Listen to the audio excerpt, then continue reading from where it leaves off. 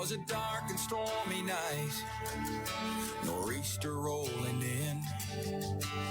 It's a long 12 hours, the power's out again. I pray for inner strength and that we don't lose no lives. Just another day in the first responders' eyes. Half a cup of coffee's gone, the first run comes in. A car slid off the road, there's a family trapped within. My heart beats like a hammer, I can barely catch my breath. I'm thinking the worst and hoping for the best. Yeah, we ain't superheroes, we're just ordinary people trying to make a difference, and the first on every scene. It's a heavy, heavy burden to carry all this burden when you can't unsee the things you've seen. It keeps going on when those sirens are gone. All right, welcome to the award-winning Mad Radio Show here in the Fishbowl, your first responder network with John and Sam. We are dedicated to providing first responders with the resources and vetted services to help heal our heroes. We are coming to you live from Globe Life Park, the home of the Fishbowl Radio Network, in the heart of the entertainment district here in Arlington. We have a great show today, and Sam, man, we have a busy weekend, and tell us all about it. Oh my God! I threw you right under the bus. We have had a busy week. I mean, the biggest thing that I think we're both seeing, we talked about before the show, is I think the tide is finally starting to turn. No, I hope so. In Dallas. Here in Dallas, in New York City, and I believe it's Detroit. I could be wrong. We're starting to see huge banners that are being draped on buildings. No police, no peace. People in the communities hardest hit by the rioting, by the looting, they're absolutely fed up. We've got mayors doing 180s now, calling for the police to help. And hey, unfortunately for the citizens where you already voted to defund, you might want to be calling your local social worker, because right now you're a little SOL with that. But hey, we had talked for weeks on end about making decisions from emotion rather than sitting down at the table, bringing both sides together and really forging a solution. And here we are. And a lot of people are backtracking and backpedaling. And we still have a huge problem to fix. When you talk about the backpedaling and the hypocrisy that's plaguing some of these democratic states, the crime rate has in some cities has risen 75%. Mm-hmm. Shootings and violent crimes, not just nuisance crimes, violent crimes have shot up. So I think, no pun intended. Yeah, I think the law-abiding citizens and the residents are finally finding out, hey, we need our police. Our police protect us, And the mayors now that have all said we want to defund and we don't want the police, we want to do they're finding out firsthand how hard it is to control a city. But the bad side of this is I think they've scarred a lot of the blue family out there with their rhetoric. That it's going to be a tough healing process, Yeah, well, it's not. I mean, the families, the officers, they still feel like they have no support, targets on their back, and it's not just from the mayors, the city councils, the citizenry, some of the citizens in these cities. Frankly, we're seeing it from big corporations, and I'm saying it, John. Say it. T-Mobile, you suck. All right, the CEO is hiding on his Facebook page, on his Twitter. He's trying to keep these small circles so that the election, it's like, hey, if you keep saying defund the police, the election will turn. You know what? We're calling you out. You're a piece of garbage. And as far as I'm concerned, I'm asking everybody to join me because my first responder family, we're dumping T-Mobile, and we have had T-Mobile forever as a carrier. You're gone. Well, you know, I want to say T-Mobile has always backed first responders and veterans. Yes, we got discounts. Until the merge. Yeah. Once they merged with Sprint, they got this new CEO who is all for defunding of the police departments and all for, not supporting our men in blue out on the streets. So, that's yeah. He's going to learn. They're going to learn real quick. Along with, we see a lot of the sports venues. We see football has dropped almost, 28%. 30%. 30% in their viewership. Yep. The major baseball, the baseball league has dropped. And then you start looking at like the award ceremonies for some of these Hollywood, the networks are losing money left and right because the viewership is just not there, because nobody wants to hear your political outtake or your political message on a athletic field. Nobody wants it to have shoved in their face. Right. Okay, and let's just remember this, and I'm going to talk about the NFL since we already started football season. This is the same NFL that refused to allow football players to wear cleats honoring 9/11. Yep. But they're letting the garbage be touted as heroes that allow these players to wear their name. I'm not even going to say their names because they don't deserve. Right here in Dallas, and I got to call out the Cowboys. They refused 4 years ago. They refused to let the Dallas Cowboys put a round sticker supporting the 5 officers that were shot and killed here in Dallas, our own hometown. They refused to allow them. Yeah, the NFL. The NFL refused to, and now, and what is funny? I was just reading too is Ohio suspended 2 high school football kids. I read that today. How ridiculous! For running out on the field during the game. They're coming out with the fire flag, the fire flag and the thin blue line flag. They came out of the tunnel, as they were entering the field, and they both got suspended for it. How horrible is that? Indefinitely. And the one young man who's his father is a police officer in the town, who is carrying the thin blue line flag. I mean, disgraceful. Yeah, it's getting to be where the narrative is not going to meet. It's gonna burn you. Yeah. You keep pushing this narrative, and it's going to hurt because a lot of innocent. I mean, you look at New York. New York lost 22,000 businesses so far, and people are still pulling out. Yes, some of that's due to the COVID, and a lot of businesses have been lost. But a lot of people don't want to be in a city run by a mayor who does not care about law and order. Who's not backing his police. He doesn't care about people in general. He doesn't care about his citizens.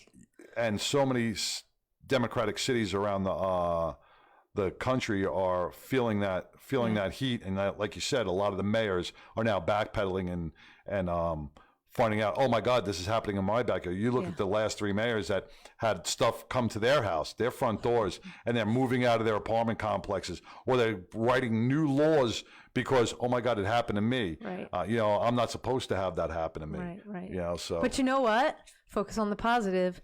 The mayors of Rockwall and the mayors of Arlington, the whole city council came together to do positive stuff because since last week we did the tribute show, which was outstanding. So appreciate all your love and support, all your great comments that you made for me and John. And then Friday we had the name reading, which was super emotional. There's photos flying. Had a great turnout for that. Yeah, all around. So thank you to the city of Rockwall. And gosh, we had Rockwall PD, Rowlett PD, Fate PD, Wiley PD, Sheriff, Rockwall Sheriff's Department. Who else? We had people from all over. We had firefighters from all over the place. It was a great ceremony, and that's going to be the first of many. Yeah. Because the city loved it so much. They loved how we honored our heroes, and they want to keep doing that. Absolutely. And then Saturday comes along, and you and I, our alarms clocks 4 a.m. Well, at least mine. Yeah, mine was around 5. To come out to Arlington for the 9/11 Heroes Run. Yeah. Mike, could you put some of those pictures up? Yeah. You got some of those pictures? We're going to scroll through some of the pictures to show you, and we have got an amazing guest here today. The Travis Manion Foundation every year puts on a worldwide event called the 9/11 Heroes Run. It looked a little different this year because of a thing called COVID, but the city of Arlington stepped up, and the entire DFW, they made a statement saying 9/11, the 19th anniversary, will not go by without being remembered and honored. And man, thank you to everybody that came out to River Legacy Park. It was great. It was awesome. Great day, beautiful day. I mean, I know you were limited on your runners. I know you were limited on attendance because of. And we maxed it. And you maxed it. Yeah. And, that just shows how many people want to come out and support. So, kudos to you, Angel. Angel, Angel Carter. Our race director this year. Yeah. And she was amazing. I mean, our entire race committee, which went from about 10 last year to 4 this year, Angel, Chris Crocus, Jared Stiles, and me and our guest here that I'll introduce here in a moment. But for those of you guys who don't know, the Travis Manion Foundation is a veteran service organization. And again, every year they have what's called a 9/11 Heroes Run. And it's what spoke to my heart and allowed me to jump in 2 feet to be part of the organization. I couldn't be prouder. I couldn't be happier to be able to represent them. And when it was 3 years now have gone by, I read the book Brothers Forever. We'll talk a little bit about that. And I mean, every time I think about this, it's very emotional because Travis Manion, who the foundation is named for, he was a Marine that was killed in Iraq in 2007. His family, awesome family, hey Manions, they started the foundation in 2008 to honor Travis and his legacy of "If not me, then who?" Right. And that those words ring true through every first responder community and the families of that I've had the privilege of talking to over the years. And the fact that before Travis left for deployment, he visited New York, and the fire stations, John, you and I work with these guys, and the fire stations were wiped out on 9/11. And Travis went back, met with the new chiefs. Kind of weird reading the names in the book of the new chiefs, because I'm like, dang, because old Chief passed, was killed. And he was impacted by their stories.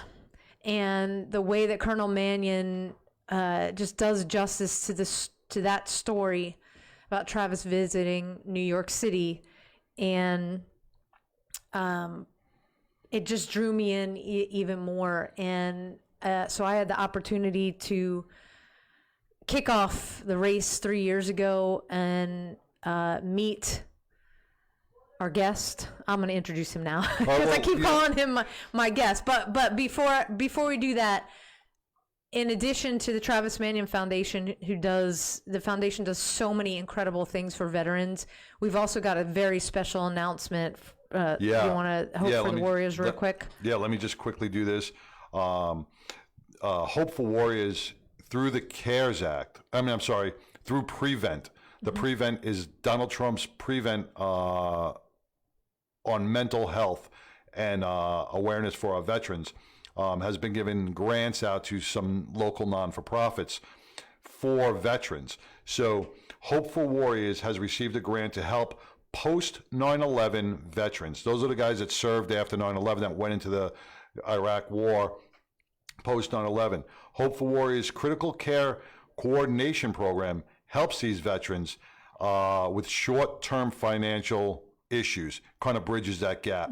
So I was asked to please have anybody who's having those financial issues, or if anybody knows somebody, please redirect them to www.hopeforwarriors.org, and you can follow and you can sign up or fill out an application for part of that grant, and they can kind of work you through that. So that's awesome. Please visit hopeforwarriors.org. And I just got to give a big shout out to, we do the 99% Radio Network just prior to this. Mm-hmm.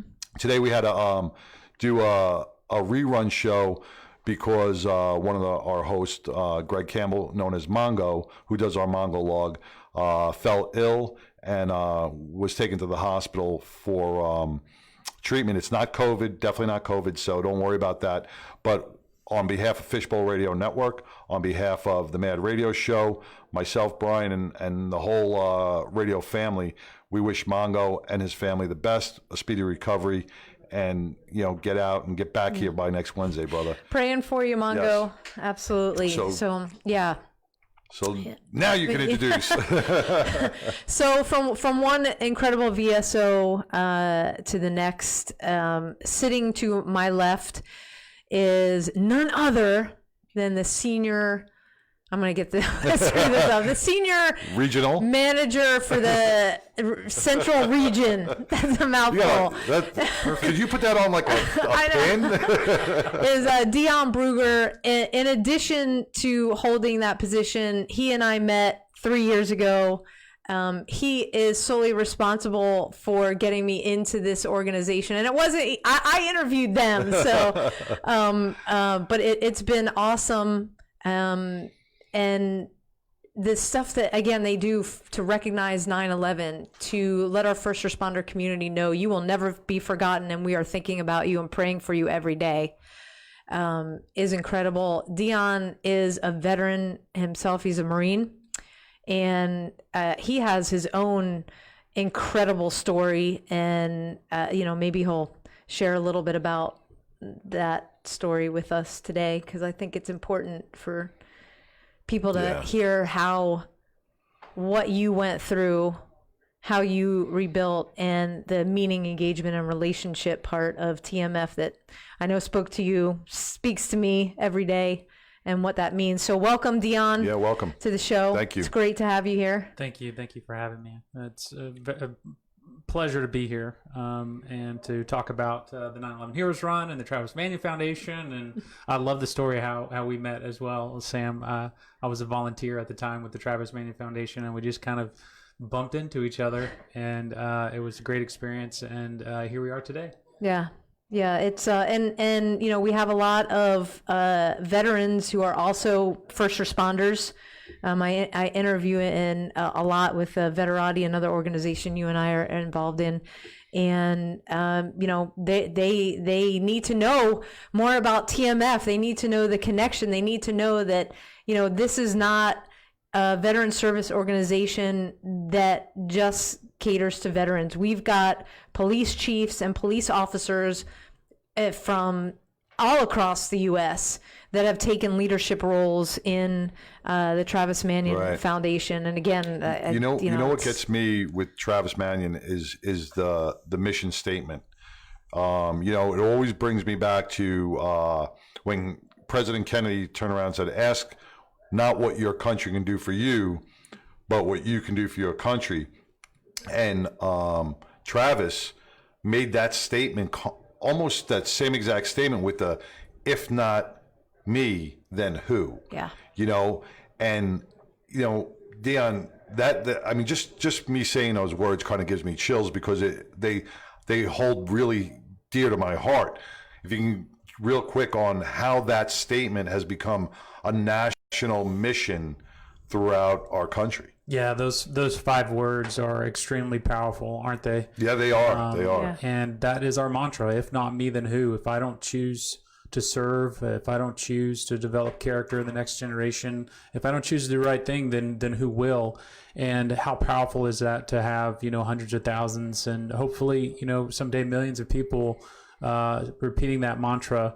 More than anything else at the Travis Manion Foundation, our goal is to invest in veterans and families of the fallen so that they can be empowered to go out in their communities and lead, and alongside of the first responders and all the other heroes that we have throughout our nation that step up when it's time to answer the call. And so we definitely that story comes from Travis, coming back home between his first and second deployment to Iraq, going to a Philadelphia Eagles football game, having a blast, and just after the game having a moment, as he's leaving the stadium with his brother-in-law, of his brother-in-law not wanting him to go back. This was because it was a second or third deployment? Yeah, this was going to be Travis's second trip back overseas, to a combat situation. And of course, no one wants their son or brother or family member to face those difficult challenges. But Travis knew what he was getting into. He had done it before. He was prepared. He was trained. And he spoke those 5 words to kind of express his emotion and how he felt about it. And how powerful it is for a family that has faced such a tragedy as losing a son to turn that tragedy into something, to 5 words that has inspired thousands of people across our nation. It just demonstrates the resilience of the family, and also the resilience of our nation and those who continue to go out and serve and do positive things. I look at our first responders, our law enforcement that's out there now, and the if not me, then who? If that shines on anybody right now, that shines on all our law enforcement throughout the country. Because if they stop doing what they're doing, no one is going to step into their shoes, and we're going to lose most of this nation. So that mantra that Travis has spread throughout the nation, the family has spread throughout the nation, is really shining a light on all our first responders. So it means a lot to everybody that is doing the right thing out in the streets and making a difference in their communities. Absolutely. And Dion, if you wouldn't mind, sharing, we just touched on no family member wants their loved one to go into combat. TMF, I know it's your heart as well. You wouldn't have taken the paid position and allowed me to move in as a chapter leader. You are a leader in your own right, but can you just let the people who are listening kind of know a little bit about you personally and your background, and maybe a little bit about your service? Because where you serve, if you listen to any podcast, veteran podcasts, out there, they talk about the Battle of Al Nazariya. Well, thank you, Sam. One of the little known facts when I was growing up is that I actually had a great grandfather that served in World War I as a Marine, and I saw a picture on a wall and knew there was a guy in uniform, but I didn't really know much more than that. And really didn't find out much more than that until after I got out of the military. So there's a great history of family service that actually started back in World War I. My father served in the Navy. My uncle served in the Marines in the Vietnam era. Both of my grandfathers had served in the Army in World War II. So wow. Great family history of service. But yeah. I think more than anything, what inspired me to, called me to service was my brother enlisted straight out of high school, right around the time that I was kind of searching for what did I want to be when I grew up. And you couldn't let him up yet, right? You couldn't let him one up yet. He's telling all these great stories, and I wanted to, follow in his footsteps. And since I was going to school, I tried to figure out the best way to do that. It happened to be to go to college and get a degree and get a commission. And I did that. And then on 9/11, while you were in the North Tower, Sam, I was literally boarding a plane in California. We had just completed about 2 months of desert training in California in 29 Palms, beautiful 29 Palms for all those Marines out there who know it well. And we were literally boarding the plane when we were asked to offload, deboard, and we were called together, and it was shown to us what was happening in New York that day. A number of Marines within our unit there, our battalion that was there, had family members in New York, and some, worked in those towers that day. So it deeply impacted us. And from then on, we were ready to go to perform our duties, what we're trained to do as well. Well, and, let me ask you something, Dion. Yeah. Because like I said, Sam was in the towers. I was home watching it on TV, getting ready to respond. You were ready to board a plane. As somebody who was in the military, right now this is a terrorist attack. You know that you're going to be called upon. What goes through your mind? We were absolutely ready. Like I said, we had been training for over 2 months. We had done desert warfare. That was some of the initial training that I had done when I reported to my first active duty battalion, was to go out into the desert and train for 2 months. And so, we didn't know at the time who conducted the attacks or where that would lead us, but we were ready that day. We were boarding the plane. We were ready to hop on the plane to wherever it took us to go to do our jobs. But at that point, as a military guy, radio silence, right? Yeah. No phone calls, no allowing you to do anything. And you said you had brothers next to you that had friends and family in New York. Yeah. How are they when they couldn't pick up a phone and make a phone call and they can't check on their loved ones? Yeah, that must have been. You feel alienated. You do.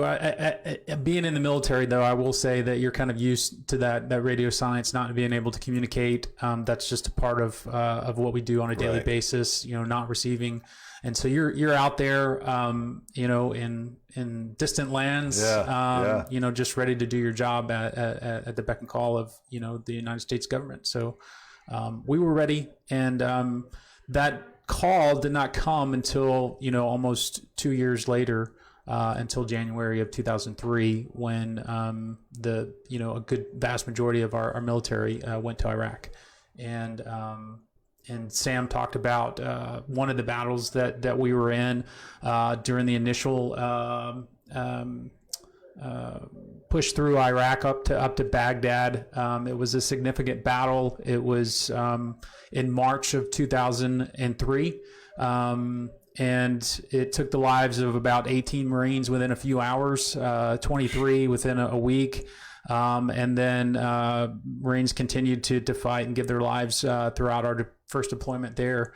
And a number of those Marines, much like Travis Manion, continued to redeploy back to Iraq and Afghanistan and other areas, and also give their lives in service. And I think that's one of the things that drew me to the foundation was I didn't really know of any way, I couldn't think of any way of my own of how to process that and to honor them in everyday ways. I had, in 2009, went to a building dedication for First Lieutenant Fred Pokorny, which there's also Manion Hall right beside Pokorny Hall today at the basic school, where all Marine officers go.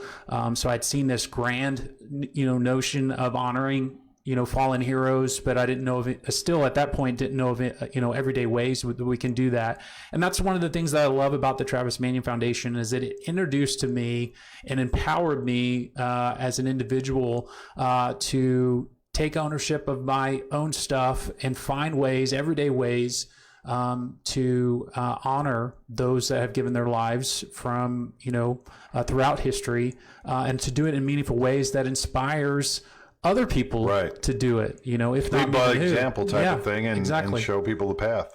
Yeah.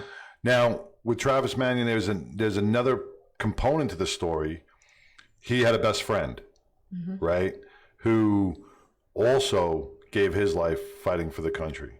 Absolutely. Brendan Looney, he served in the Navy and became a Navy SEAL. Also gave his life about 3 years after Travis in Afghanistan in a helicopter crash.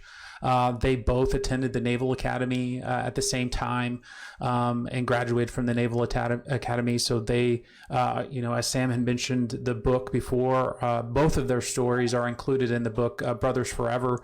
It's an extremely powerful story. I recommend to anybody out there to go out and buy that book. That book inspired me and hundreds of other people to run the Marine Corps Marathon. That's one of the many stories in there. At the ripe old age of 43, I ran a marathon, which is something I never would have dreamed of, when I was in my 20s. And I can't even drive a marathon. Right, and I'm signed up to do it again this year.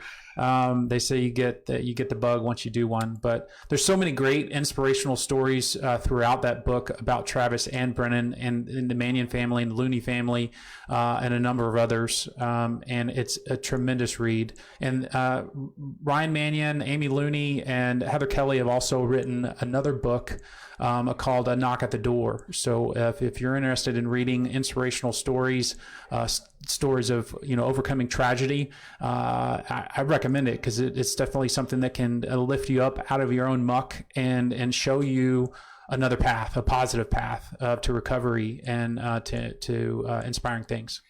Just hearing the way you talk about the Manion, the Travis Manion family and the Looney family, the strength that these families have grown to have, and the bonds that they share is just, it's inspirational. It really is. And for families like those two to give so much back to a nation, keeping their other family members' names alive.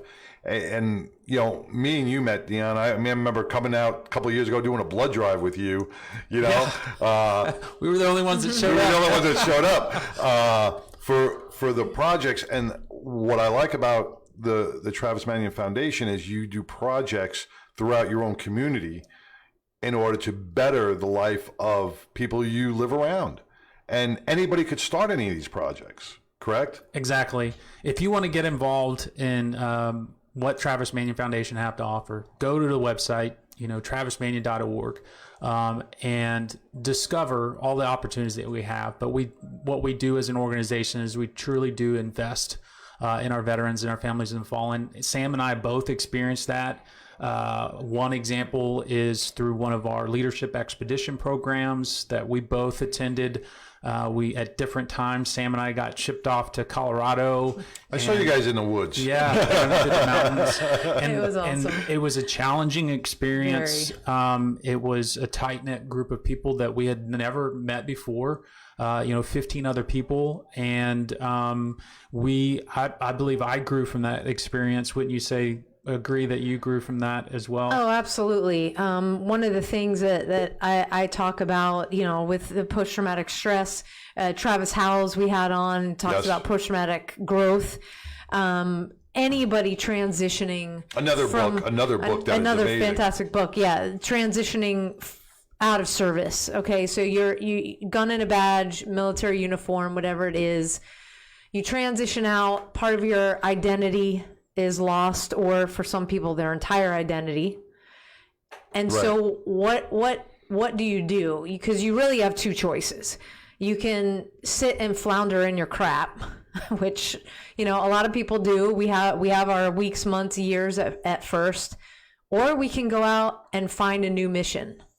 And the Travis Manion Foundation gives you that mission, whether your uniform is blue or green, right? Or I guess khaki because we're in the desert, But everybody knows what I mean by that.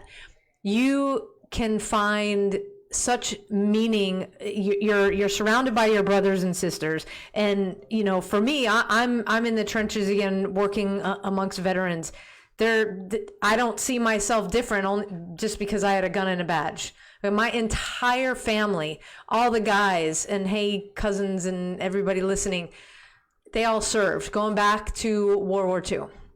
So I'm right at home in the trenches with everybody. There's no line that says, you're law enforcement and we're veterans. It's a brotherhood. That is what drew me to the foundation, because when I talked to Dion, and his boss at the time, I said, hey, I'm not going to beat around the bush here. I have been trying to get my feet wet with a VSO, and I've been turned away because I'm not veteran. I'm not, right. I did not serve my country in the United States military. I served my country as a federal agent. And that didn't make a difference to them. They saw that I had a willingness to serve no matter what the uniform. Right. And that was the bigger thing. And together, all across the United States, Travis Manion Foundation is bringing people together. Let me say that one more time. Across the United States, the Travis Manion Foundation is bringing people and communities together. Yeah. Now, and this has been for years. You're not going to find a member of TMF out there rioting and looting. No. Okay? It's just not going to happen. Right. Okay? Our standards are high. The people that are part of the organization are 100% committed. And it's because TMF takes care of us. We give 100%, and in return, they give 100%. And the best part about it is we get to impact youth in our community to show them, hey, you can live a life of meaning. You can take on the if not me, then who mantra. Run with it. Run with it in your school. Run with it in your family. Run with it on your sports team. Right. And you've got no limits. Right, no limits. There's no and you've limits. got an entire community of men and women who are dedicated to you to help you do that. And it's awesome. And nowadays, when you look at some of the families out there that are broken, single parents, this builds character. It builds your child up to be somebody. Instead of standing on a corner, he can start a garden, do a blood drive. He can do something for his school. It builds him up. It shows and makes him shine. It makes him proud. Makes him feel that he can give instead of take. Or even have a voice. Or have a voice, How right. many schools have you gone into where, you start the presentation, it's like, nobody's speaking, you hear crickets. Right. And then Dion's great with mixing in the humor and asking really awesome questions. His son's younger than mine. I think that has something to do with it. Yeah. I just have the teenage angst right now. But Dion is so great at pulling a group of students together. And by the end, we are laughing. They are fully engaged. They are answering questions, and they feel like they have a voice, because sometimes at home they may don't not. have that. Right.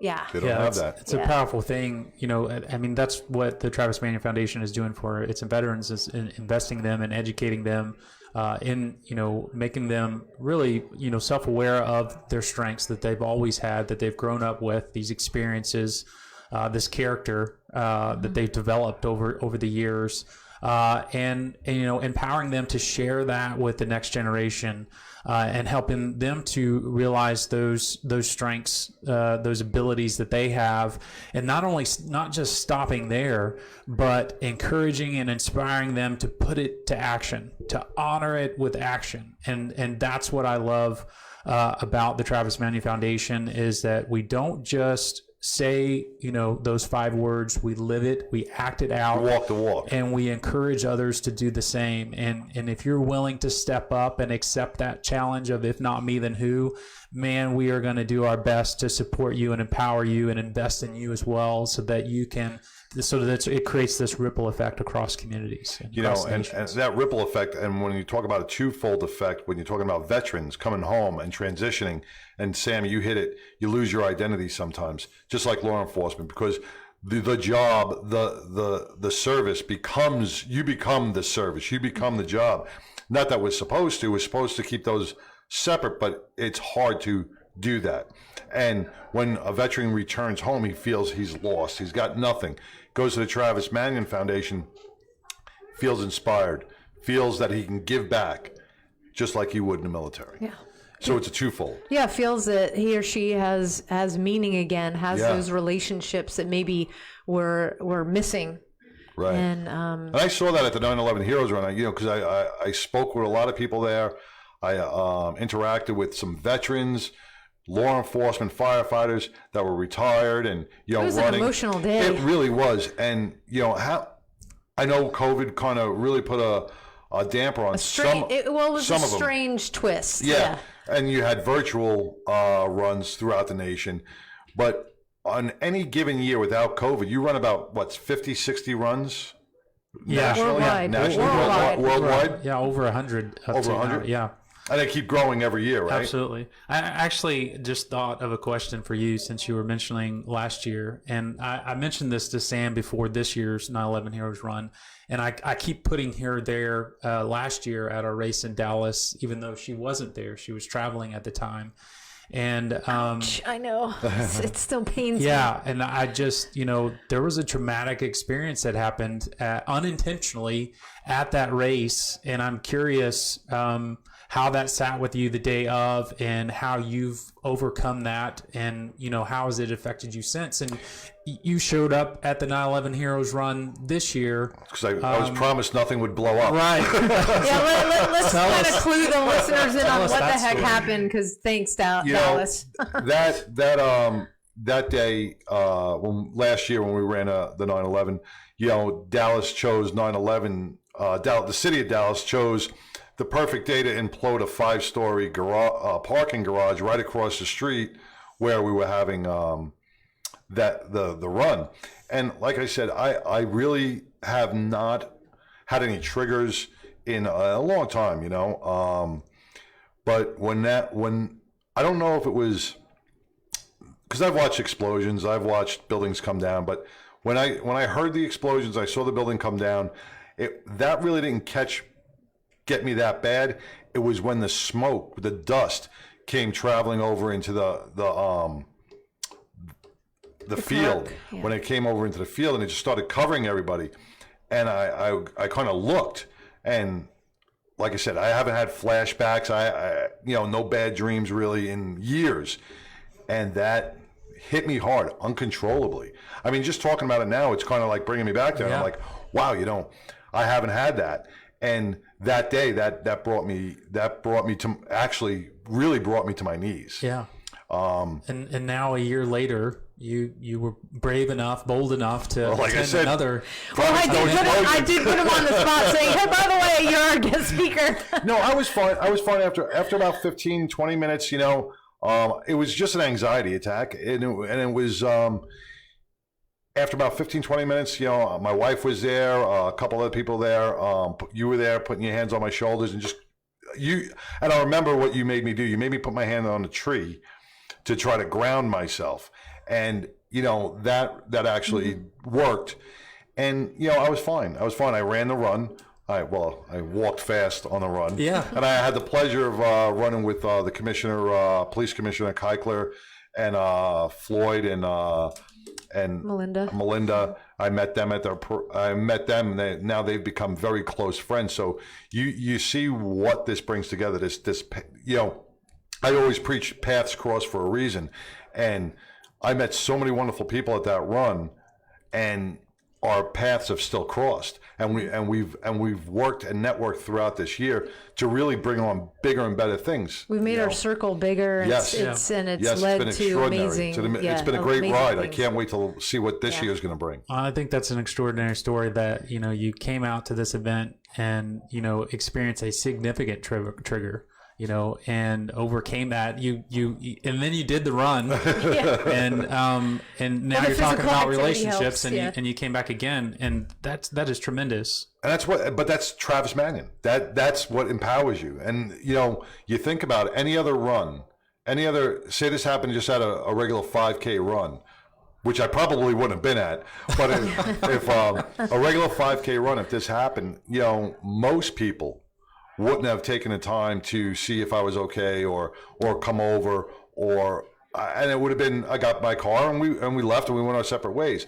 This 9/11 Heroes Run, brought so many connections to different people and placed people in each other's lives that now and not even in our network, not on mine, in other networks, I've seen how they've grown and what they've done in making a difference. And it was all because of this 9/11 Heroes Run. Yeah. And I still get calls today and I still get emails today regarding that run and how they can help in different organizations. So it's a wonderful, wonderful foundation. I think that you just highlighted, a lot of the areas that we tend to educate veterans and families that follow on when we talk about resiliency. The reason you were able to overcome that was a meaningful event to you, right? We talk about MRE, Sam, right? Yep. And how to lead with your strengths. That was a meaningful event. You were fully engaged in that event, especially when they decided to detonate another building. But you had several relationships, positive relationships, and people around you supporting you. So it was full of MRE. And so you were able to overcome, a second, traumatic event because you had those three components of what we call thriving. You know, when we talk about mental health and wellness, thriving is a big component of it. And MRE makes that. Well, it definitely it worked, got me back on my feet, got me to do the run, and and I'm there, and I was there this year, and I'll be there next year, and I'll be there every year. Yeah, we got plans for next year, Dion. I'll be there every year to come. We'll fill you in. Right. Just you'll have to put on a seatbelt. It's going to be incredible. It's going to be a great ride. So we mentioned Brothers Forever. We mentioned A Knock at the Door. Please remind me, because our fearless leader Ryan Manion also has a podcast called The Resilient Life. The Resilient Life, and it's on across all platforms. And so how can people find out more about all of this and Travis Manion Foundation as an organization? Absolutely. Go to our website at travismanion.org and plug in there to all the different variety of opportunities that we have. Whether you want to do something in person or at home, there's opportunities to do both. We have online learning and resources available. We're active in communities just across the entire nation. We look forward to you becoming a part of the organization, and we look forward to investing, like we said before, in our veterans and our families of the fallen, building and growing communities of character. And if you want to partake in the 9/11 Heroes Run virtually, there's still an opportunity to do that. How do people find out about that? Absolutely. You can type in 9/11 Heroes Run and .org, and you will get hooked up to run our virtual race. You can run virtually still for the entire month of September anywhere in the world. We'll send you a T-shirt and some cool swag to go along with it. Yeah. I got to say something on that, because I've been part of a lot of organizations. I've gotten all the swag, all the T-shirts. They put them in your bag. Travis Manion makes the best, the most comfortable T-shirt out there. My wife yells at me. She's like, "Can you take one of those T-shirts off?" I said, "No, they are so soft and comfortable. They're good. I tell you that they're amazing shirts, the best out there." Well, there you go. Even if you don't want to run, walk, or ruck, just support our mission so that we can give you a comfortable T-shirt. Yeah, the T-shirts are amazing. I'll tell you, never been seen an organization have. Yeah, so thank you to the Travis Manion Foundation for allowing September, for people to still participate. Again, that's 9/11 Heroes Run. .org, and you can register as a virtual runner. And again, this hour has passed by. We're gonna have to go to 2 hours soon. Fast. We're gonna definitely have to go to 2 hours soon. Because there's so much good stuff. And Dion, John, and I want to thank you so much for coming down to the studio to talk about Travis Manion. And we'll keep spreading the word. We'll keep getting it out there and do whatever we can for the foundation itself, because we both believe in it. Yeah. My pleasure. Absolute pleasure to be here. Thank you for having me, and thank you to all of our volunteers across the nation that have been working so tirelessly to host and to put forth efforts for our 9/11 Heroes Runs. We have a lot of other opportunities out there. It's coming up on Operation Legacy season, where we serve and give back to the community. So everyone, please just reach out and join us and connect with us. Absolutely. Excellent. Thank you. All right. So before we close out, www.fbrn.us, log on to that and go to the Sharkey Awards, because they are coming up. They're going to be closing the Sharkey Awards in October. So what that is you're going to vote for your favorite show and your favorite host. So those are the 2 awards. Can it be hosts? No, it's host. Oh. So I voted John for and Sam. You can't leave the spaces out. No. Just put John and Sam all together. Nope. So what we'd like you to do is log on to fbrn.us, go to the Fishbowl Radio Network page, hit the scroll down, and vote for your favorite show and your favorite show host. Nice. And Fishbowl will announce those in October. We'll keep you posted. Very cool. Want to thank all our sponsors, partners, friends, and family around the country. Frontline Crisis Response Solutions, Healing Springs Ranch. John Edmondson is such a great guy, man. I can't wait till we get him back on. Fantastic guy. The Block Foundation, Combined Arms, Heroes on the Water, Blue Help, Karen Solomon, wonderful. We're going to talk about the September 26th event that is going to be coming up soon.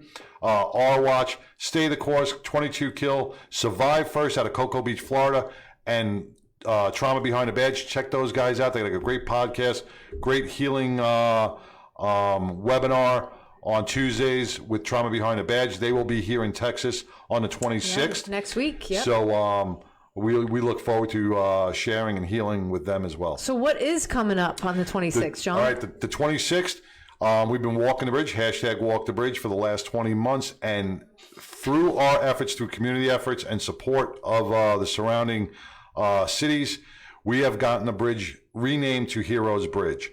So that is going to be to honor our veterans and our first responders who have either completed suicide or are battling and contemplating suicide. This walk has been credited with saving 5 lives.